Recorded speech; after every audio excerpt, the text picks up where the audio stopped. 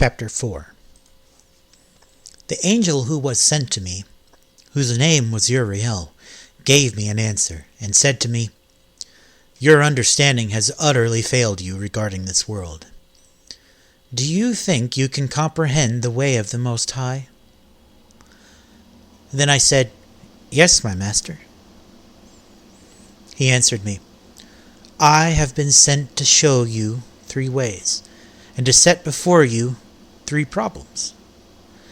If you can solve one for me, I also will show you the way that you desire to see, and I will teach you why the heart is wicked."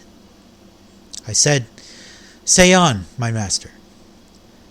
Then said he to me, "Go, weigh for me the weight of fire, or measure for me blast of wind, or call back for me the day that is past." Then answered I and said, "Who of the sons of men is able to do this, that you should ask me about such things?" He said to me, "If I had asked you, how many dwellings are there in the heart of the sea, or how many springs are there at the fountainhead of the deep, or how many streams are above the firmament, or which are the exits of hell, or which are the entrances of paradise? Perhaps you would say to me, I never went down into the deep, or as yet into hell, neither did I ever climb up into heaven. Nevertheless, now I have only asked you about the fire, wind, and the day, things which you have experienced, and from which you can't be separated, and yet you have given me no answer about them."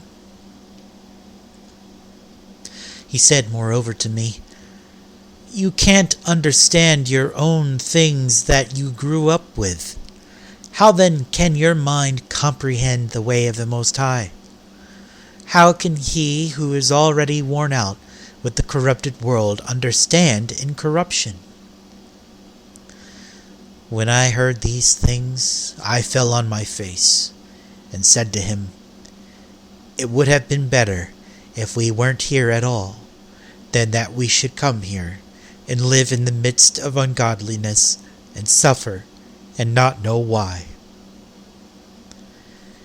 He answered me and said, "A forest of the trees of the field went out, and took counsel together, and said, 'Come, let's go and make war against the sea, that it may depart away before us, and that we may make ourselves more forests.' The waves of the sea also in like manner took counsel together and said, 'Come, let's go up and subdue the forest of the plain, that there also we may gain more territory.' The counsel of the wood was in vain, for the fire came and consumed it. Likewise also the counsel of the waves of the sea, for the sand stood up and stopped them. If you were judged now between these 2, which would you justify, or which would you condemn?" I answered and said, "It is a foolish counsel that they both have taken, for the ground is given to the wood, and the place of the sea is given to bear its waves." Then answered he me and said, "You have given a right judgment. Why don't you judge your own case? For just as the ground is given to the wood, and the sea to its waves, even so those who dwell upon the earth may understand nothing but what is upon the earth. Only he who dwells above the heavens understands the things that are above the height of the heavens."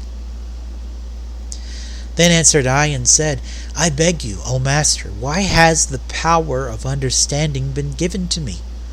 For it was not in my mind to be curious of the ways above, but of such things as pass by us daily, because Israel is given up as a reproach to the heathen. The people whom you have loved have been given over to ungodly nations. The law of our forefathers is made of no effect, and the written covenants are now nowhere regarded. We pass away out of the world like locusts. Our life is like a vapor, and we aren't worthy to obtain mercy. What will he then do for his name by which we are called? I have asked about these things." He answered me and said, "If you are alive, you will see, and if you live long, you will marvel, for the world hastens quickly to pass away. For it is not able to bear the things that are promised to the righteous in the times to come. For this world is full of sadness and infirmities. For the evil about which you asked me has been sown, but its harvest hasn't yet come. If therefore that which is sown isn't reaped, and if the place where the evil is sown doesn't pass away, the field where the good is sown won't come. For a grain of evil seed was sown in the heart of Adam from the beginning. And how much wickedness it has produced to this time! How much more it will yet produce, until the time of threshing comes.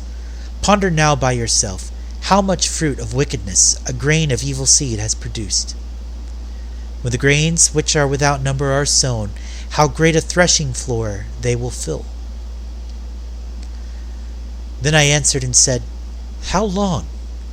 When will these things come to pass? Why are our years few and evil?"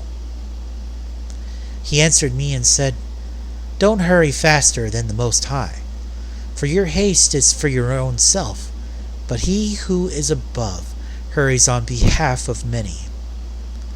Didn't the souls of the righteous ask a question of these things in their chambers, saying, 'How long will we be here?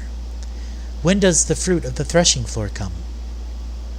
To them Jeremiel, the archangel, answered, 'When the number is fulfilled of those who are like you. For he has weighed the world in the balance. By measure he has measured the times. By number he has counted the seasons. He won't move or stir them until that measure is fulfilled.' Then I answered, 'O sovereign master, all of us are full of ungodliness. Perhaps it is for our sakes that the threshing time of the righteous is kept back, because of the sins of those who dwell on the earth.' So he answered me, 'Go your way to a woman with child, and ask of her when she has fulfilled her 9 months, if her womb may keep the baby any longer within her.' Then I said, 'No, master, that can it not.' He said to me, 'In Hades the chambers of souls are like the womb.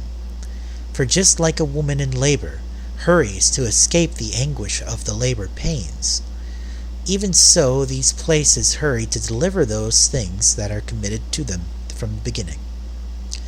Then you will be shown those things which you desired to see.'